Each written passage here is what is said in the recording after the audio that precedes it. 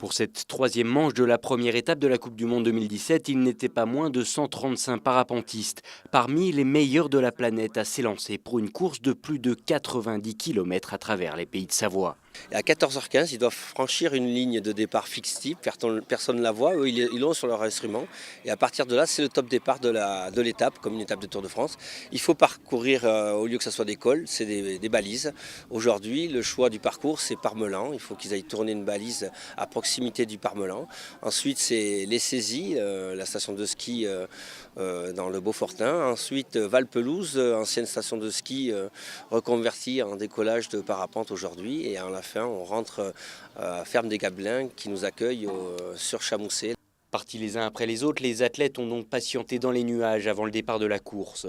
Un moment clé qui permet à ces drôles d'oiseaux d'analyser les conditions, les vents et les thermiques et ainsi d'en faire le meilleur usage possible. Ouais, c'est vrai qu'on a à peu près tous les mêmes voiles, on a à peu près tous le même niveau de vol, donc ça se joue vraiment souvent à la fin. Il faut arriver à garder déjà le groupe de tête pendant tout le début. Et après, sur la fin, c'est une question un petit peu de feeling de celui qui va partir le plus tôt, de celui qui va attaquer le plus, la meilleure montée en thermique. Et après, à ce niveau-là, ça se joue après au niveau de... Hier, par exemple, les 30 premiers étaient dans les 2 premières minutes.